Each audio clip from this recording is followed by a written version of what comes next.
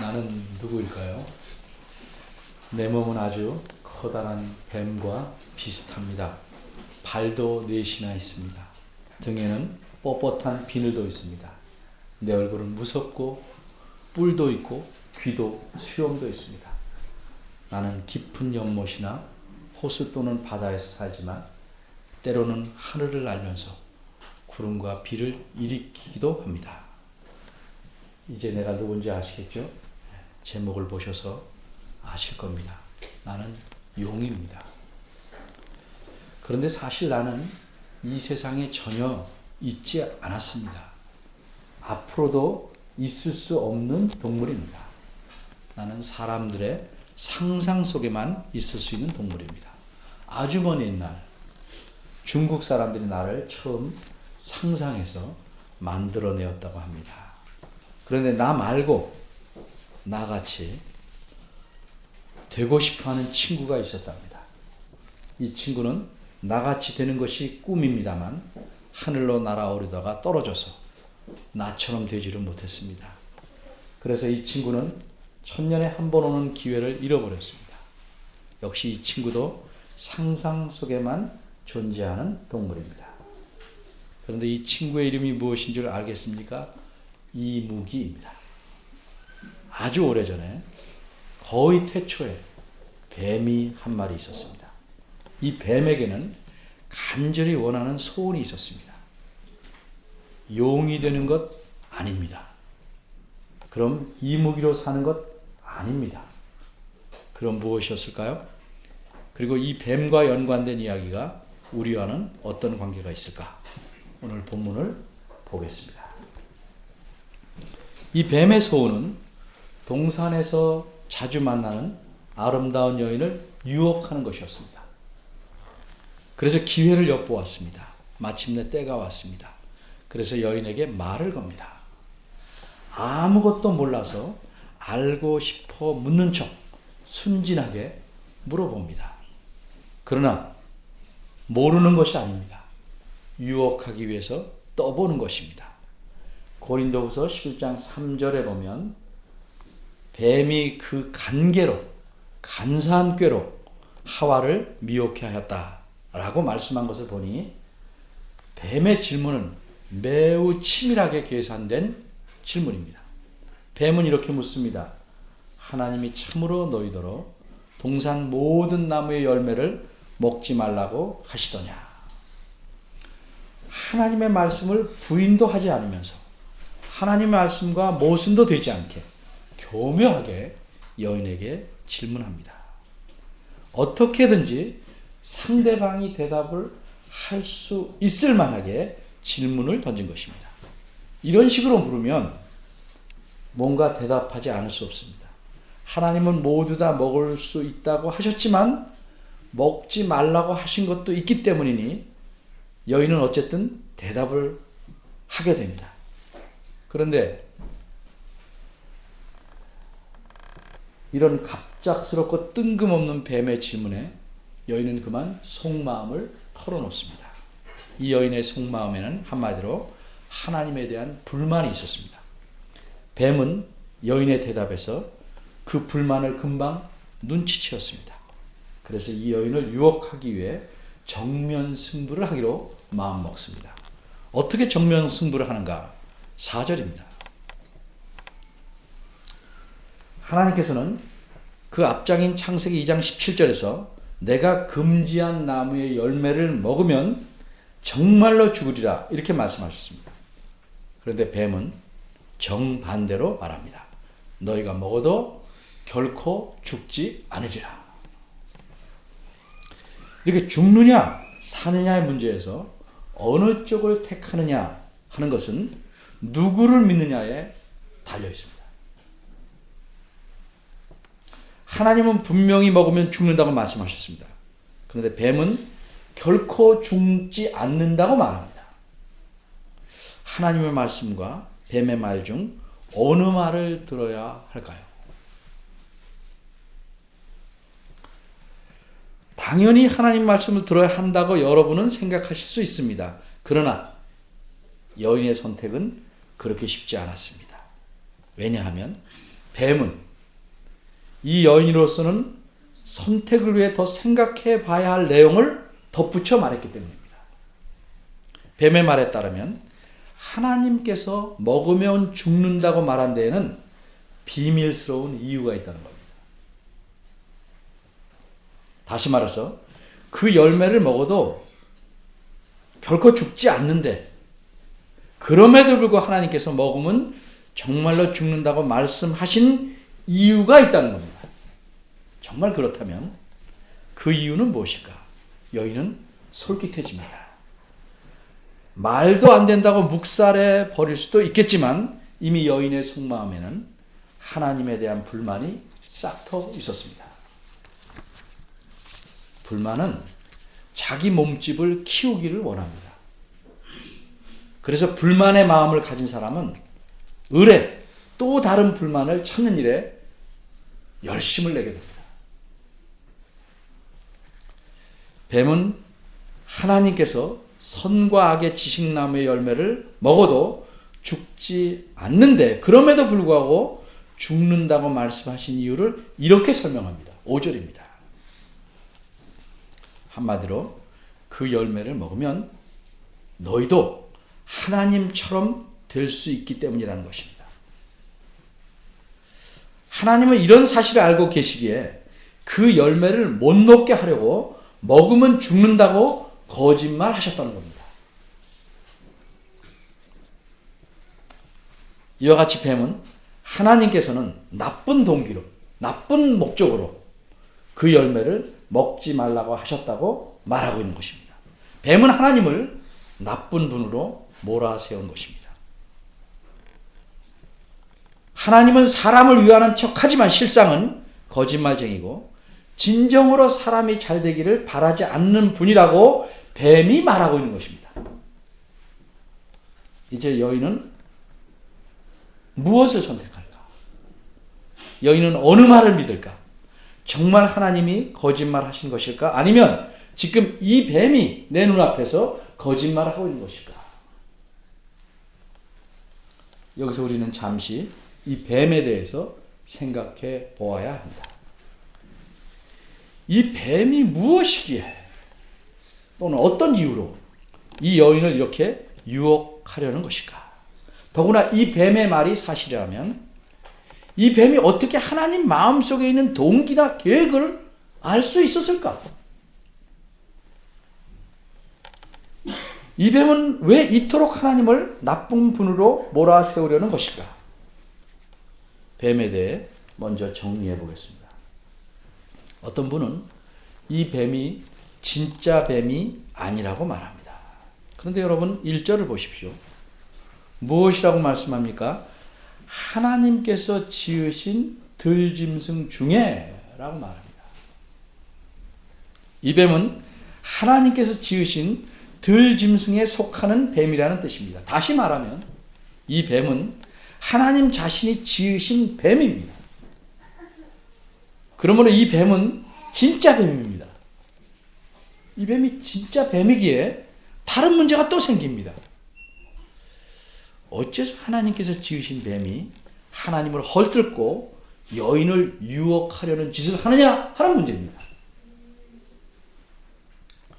하나님께서 이 뱀을 혹시 그렇게 만드셨다면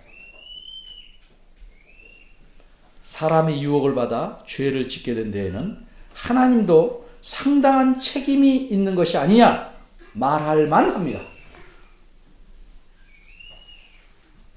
그래서 어떤 분은 1절의 근거에서 이렇게 주장합니다. 1절을 보니까 이 뱀이 하나님의 지으신 들짐승 중에서 가장 간교하다라고 말했으니 하나님께서 이 뱀을 가장 간교하게 지으셨기 때문에 이렇게 나쁜 짓을 하게 되었고 따라서 사람의 타락에는 하나님도 상당한 책임이 있다는 것입니다.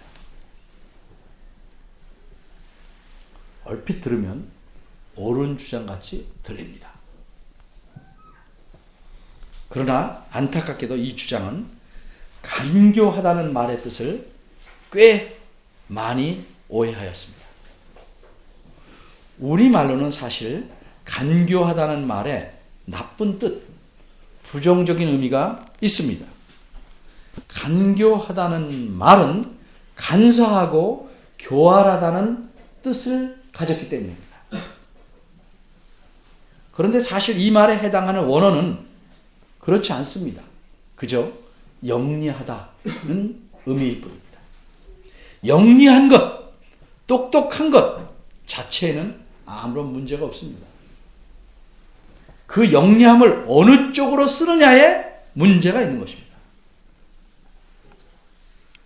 그러면 이 뱀이 자신의 영리함을 스스로 악한 쪽으로 사용했을까요?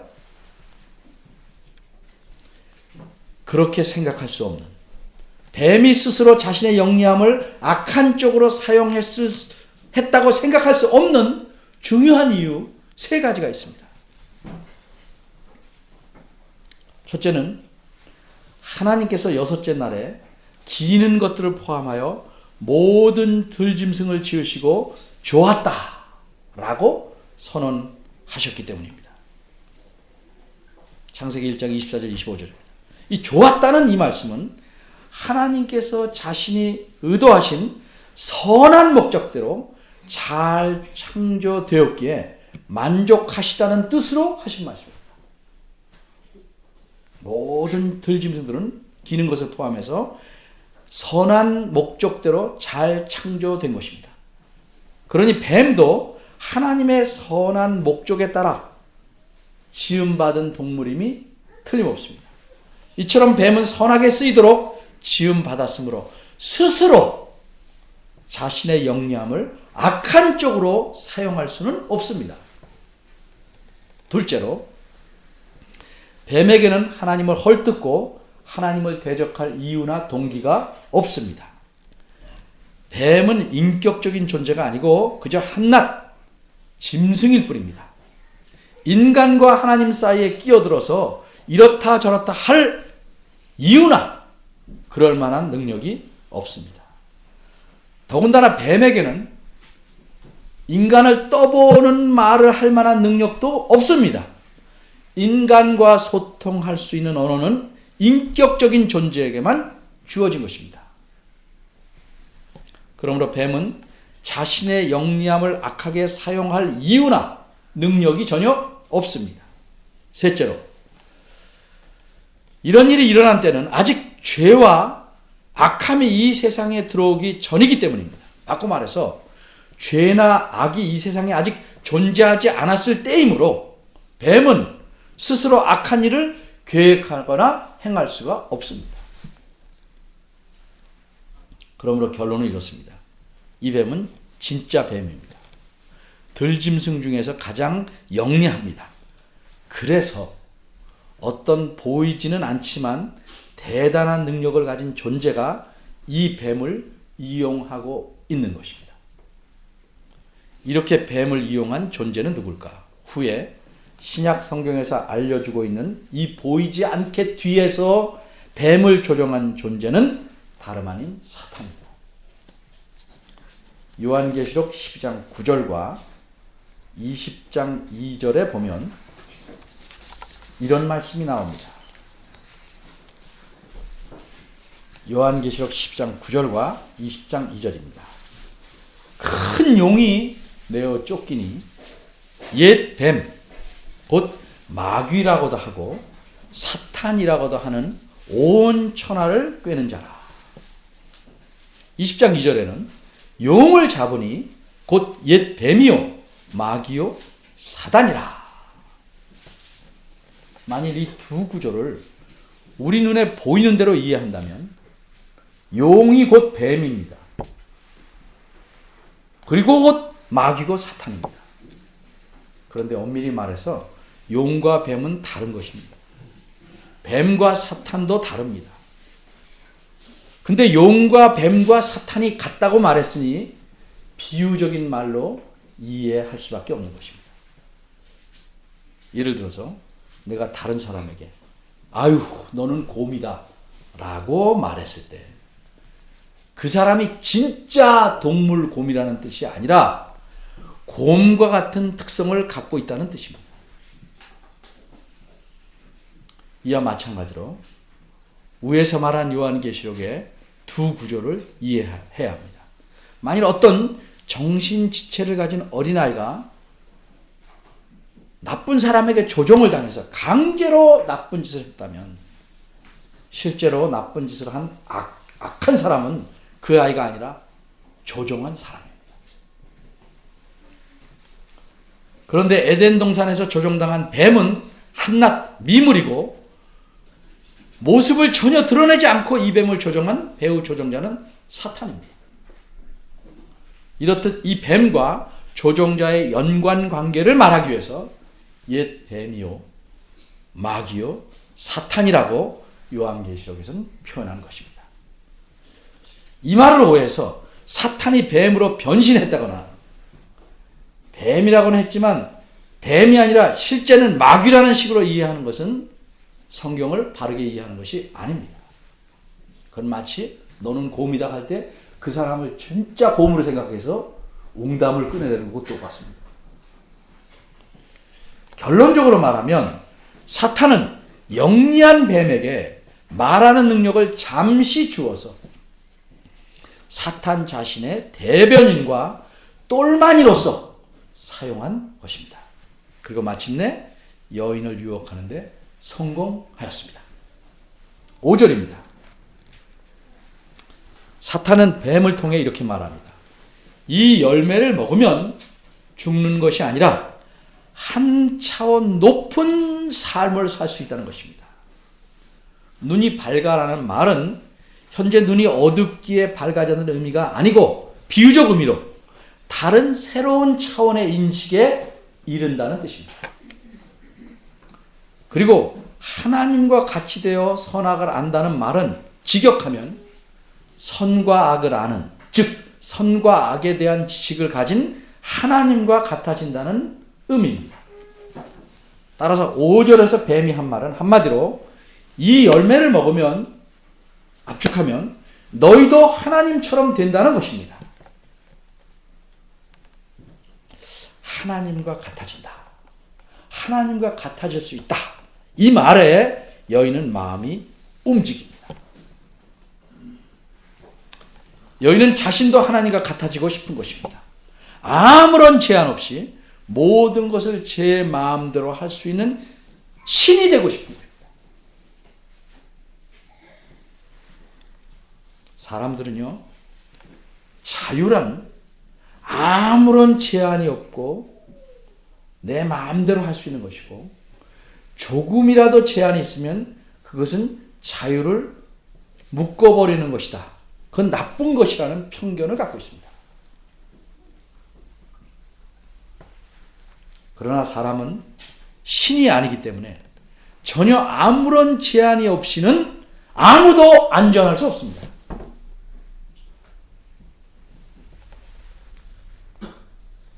사람이 자신의 본질에 맞게 진정한 자유를 누리려면 그 자유를 마음껏 누리게 하는데 꼭 필요한 제한이 있어야 합니다. 예를 들면 부모가 어린 자녀에게 이것저것을 어느 정도 제한하는 일이 그들을 안전하게 키우기 위해 꼭 필요한 것입니다. 하나님께서 동산에 수많은 나무 열매들을 모두 다 마음대로 먹게 하셨습니다. 모두 다 먹게 하셨습니다. 그 중에 단 하나의 열매만을 먹지 못하게 하셨는데 이것은 자유를 제한하기 위한 것이 아닙니다. 사람이 더 나은 삶을 살지 못하도록 하심도 아닙니다. 지금 사람이 누리고 있는 가장 행복한 삶을 계속해서 영원히 누리도록 하기 위함인 것입니다. 기차를 타고 가는데 마음대로 갈 수는 있지만 문가에 맨 아래 매달리지 마라. 그게 진정한 의미에서 자유를 제한하는 것입니까? 죽지 말고 자유를 잘 누리라는 겁니다.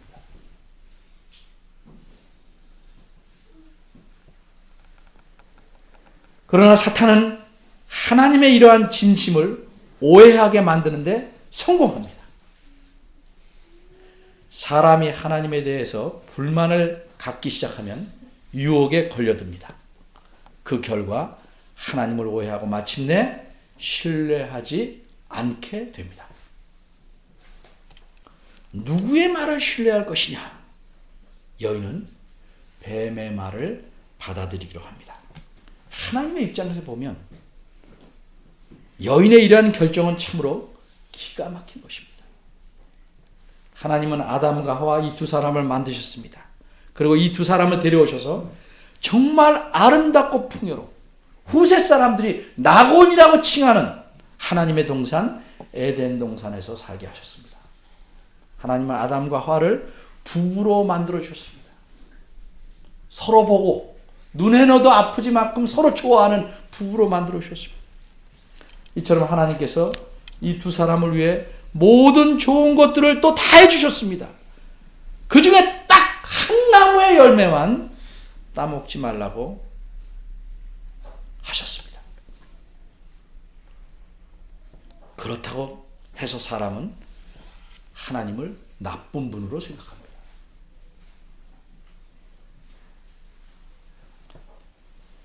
뱀의 말을 듣고 하나님을 배반하기로, 믿지 않기로 여인은 마음먹습니다.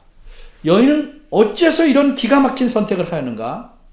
엄밀히 말하면 여인은 뱀의 말을 듣고 하나님처럼 되고 싶은 마음을 굳혔기 때문입니다.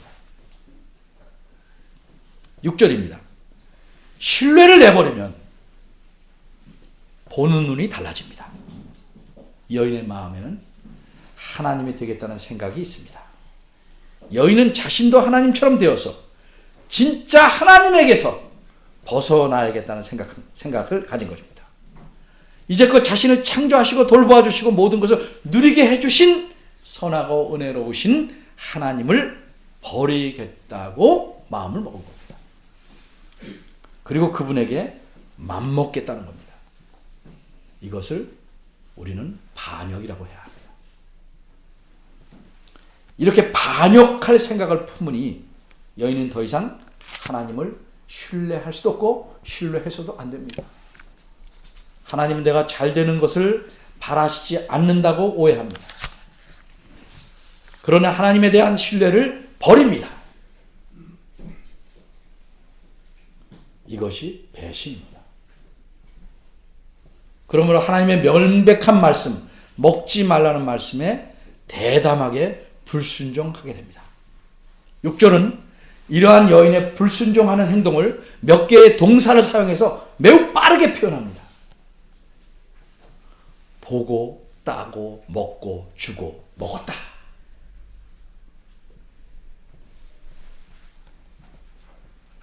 결심한 후에 행동은 재빠릅니다. 이렇게 하여서 이른바 반역, 배신, 불순종이라는 3종 세트가 실행된 것입니다.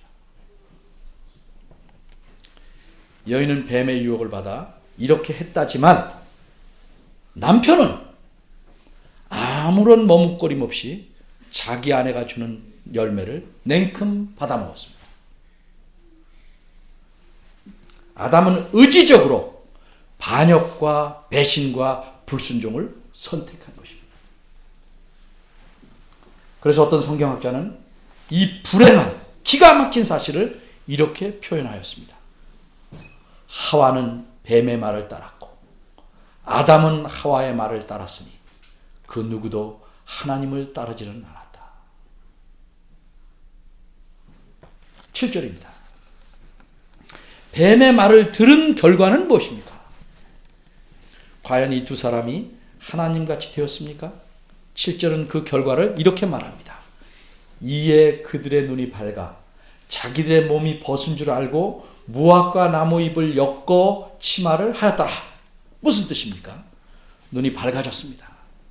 뱀의 말대로 인식의 변화가 있었습니다. 그러나 뱀의 말처럼 높은 차원으로 변화된 것이 아니고 더 낮은 비참한 차원으로 변화되었습니다. 이들은 하나님처럼 되지 못했습니다. 오히려 자신들의 처지가 얼마나 비참하게 변했는지를 보게 되었습니다. 이들은 전에도 벗고 살았습니다.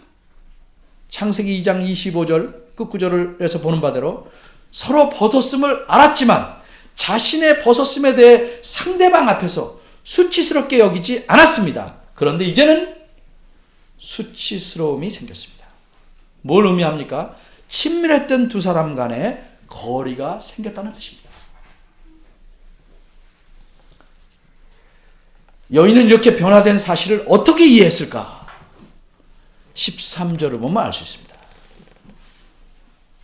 창세기 3장 13절입니다. 여인은 한마디로 뱀이 나를 꿰었다고 말합니다. 무슨 뜻입니까? 뱀이 나를 속여서 내가 이렇게 더 나쁘게 되었다는 의미입니다. 속아 보고 서야 비로소 뱀의 말이 거짓임이 드러난 것입니다. 그것을 알게 된 것입니다. 반대로 하나님 말씀이 진실임을 깨달았습니다. 그러나 때는 이미 늦었습니다. 이렇게 해서 사람은 하나님 앞에서 돌이킬 수 없는 죄를 범한 것입니다. 반역하고 배신해서 반역과 배신의 표현을 불순종으로 나타낸 것입니다. 비유적으로 말하자면 여인은 용이 되어서 마음대로 하늘을 날고 싶었지만 그만 떨어져서 이무기가 되고 말았습니다. 이처럼 자신이 처해 있던 행복한 상태에서 떨어져 버리고 말았습니다. 이렇게 떨어진 것을 가리켜 우리는 타락, 떨어짐이라고 말합니다. 이 타락의 원인은 무엇입니까? 겉으로 보기는 불순종입니다. 그렇게 보시면 안 됩니다. 타락의 원인은 하나님에 대한 반역, 배신, 불순종으로 묶여있는 이 덩어리입니다. 이것이 죄의 본질입니다. 그러기에 죄의 본질은 단지 어떤 명령 하나를 어긴 것 자체에 있는 것이 아니라 그렇게 어기게 하는 마음의 생각에서 시작되는 겁니다. 그러기에 아담과 하와의 죄는 결코 가벼운 죄가 아닙니다. 그것은 하나님에 대한 반역이고 배신이며 그 결과로서 나타난 불순종이기 때문입니다. 이렇게 반역하고 배신하였으므로 사람은 하나님과 원수가 된 것입니다. 그리고 이런 반역을 꿈꾼 인류의 조상을 하나님은 어떻게 하셔야 되겠습니까? 공의롭게 자신의 말씀대로 심판하셔야만 합니다. 그러기에 하나님은 그들을 하나님이 마련해 주신 그 낙원 에덴 동산에서 추방하게 됩니다. 오늘 본문은 무엇을 알려주십니까? 한마디로 압축하면 하나님은 선하시고 진실하시다는 사실을 말해줍니다. 하나님은 선하시고 진실하시기에 어떤 말씀을 하셔도 그것은 믿을만합니다. 그러나 뱀은 하나님을 악하고 거짓말하는 분으로 제시했고 첫사람들은 그 유혹에 넘어갔습니다. 그래서 사람은 비참한 형편에 이르게 된 것입니다. 하나님이 선하시고 진실하신 사실을 믿지 않으면 언제든지 우리는 사탄의 유혹과 이 세상의 유혹에 빠져서 결국은 잠시는 기쁨을 누릴지 모르지만 결국은 비참한 결과에 이릅니다. 그럼 하나님의 선하심과 진실하심을 신뢰한다, 믿는다는 것은 무엇입니까? 그것은 하나님의 말씀을 액면 그대로 믿고 그 말씀대로 사는 것입니다. 하나님 말씀에서 어떤 것을 금하였으면 그것은 우리에게 나쁘기 때문에 그렇게 하신 겁니다. 하나님 말씀은 내가 거북하게 느끼고 심지어 내게 손해되는 것 같이 느끼는 것까지도 나를 위한 것이다 라는 사실을 우리는 믿고 알아야 합니다. 하나님 말씀을 믿지 않으면 우리는 자신의 눈에 보이는 것을 우선시하게 되고 따라서 우리의 눈에 보이는 대로 판단하게 됩니다. 옛날에 이스라엘 백성은 어떻게 하였습니까? 하나님께서 가나안 땅을 주신다고 분명히 말씀했음에도 그들이 가나안 땅의 그 사람들이 크고 강함을 보자 하나님의 선하심을 의심합니다. 하나님 말씀을 부정합니다.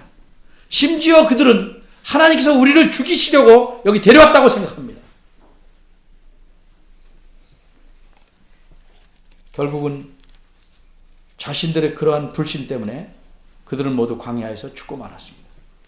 오히려 그들이 걱정하던, 잡혀서 죽을 것이라고 생각하던 자녀들은 하나님의 능력으로, 하나님의 선하심으로 가나안 땅에 모두 들어갑니다. 하나님의 말씀은 불합리하게 들릴 수도 있지만 사실은 매우 합리적입니다. 하나님 말씀이 불합리하게 들리는 것은 우리가 합리적인 것을 불합리한 것으로, 불합리한 것을 합리적인 것으로 배우고 익혀왔기 때문입니다. 내가 아무런 공로나 업적이 없어도 예수님을 믿기만 하면 구원을 주신다? 이 말씀이 불합리하게 들리십니까? 그러나 이것은 매우 합리적인 말씀입니다. 우리가 아무것도 할 수 없기 때문에 그 할 수 없는 것을 하나님께서 예수 그리스도를 통해 대신 다 이루시게 하셨으므로 그 사실을 믿고 예수님을 구주로 믿으라는 말씀이니까 매우 합리적입니다. 사탄은 예수님까지도 유혹하였습니다. 사탄은 성경 말씀의 뜻을 교묘하게 비틀어서 유혹합니다. 모든 이단들이 그렇습니다. 성경 말씀은 매우 교묘하게 성경에서 나온 듯한 표현을 쓰지만 꽈서, 성경을 정확하게 모르는 사람은 100이면 100 다 당할 수밖에 없죠. 그렇게 비틀어서 유혹했지만 예수님은 그 유혹을 물리쳤습니다. 어떻게 그렇게 하셨습니까? 아담과 하와와는 달리 예수님은 하나님의 선하심과 진실하심을 믿고 그분의 말씀을 믿으셨기에 사탄을 물리칠 수 있었습니다. 아주 오래전 욥은 인간이 겪고 참아내기 힘든 시련을 당하고 있었습니다. 친구들도 찾아와서 욥을 오히려 힘들게 합니다. 정말 욥으로서는 죽을 맛입니다. 그런 불같은 시련 가운데서 욥이 무엇이라고 고백한 줄 아십니까? 원문의 뜻에 따르면, 우리말 성경은 조금 다르게 표현된 걸 본문 안에 써놨지만 욥은 13장 15절에서 이렇게 말합니다. 하나님께서 나를 죽이실지라도 나는 그분을 의뢰할 것이다. 욥은 하나님께서 욥을 죽이신다 할지라도 그것이 욥을 위한 것이라고 믿었던 것입니다. 어떻게 그렇습니까? 하나님의 선하심과 그분의 진실하심을 믿었기 때문입니다. 하나님께서 행하시는 모든 일들과 하나님께서 말씀하시는 모든 말씀은 내 눈에 어떻게 보이든지 간에 하나님의 자녀인 나를, 또 우리를 위한 것이라고 믿고 하나님을 신뢰해야 합니다. 사실이 그렇습니다. 하나님은 선하시며 진실하십니다. 우리가 생명을 다하여 신뢰할 만합니다. 사도 바울은 고린도 교회에게 이런 충고를 하였습니다. 나는 여러분을 순결한 처녀로 그리스도께 드리려고 여러분을 한 분 남편 되실 그리스도와 약혼시켰습니다. 그러나 내가 두려워하는 것은 뱀이 그 간사한 꾀로 하와를 속인 것과 같이 여러분의 생각이 부패해서 여러분이 그리스도께 대한 진실함과 순결함을 저버리게 되지나 않을까 하는 것입니다. 우리들을 하나님에게서 멀리하게 하려고 여러 가지 방법으로 우리들에게 접근하는 사탄, 이 사탄의 간사한 꾀에 속지 마시고 선하시고 진실하신 하나님과 그분의 말씀을 신뢰하고 의지하며 살아가시기를 바랍니다. 기도하겠습니다.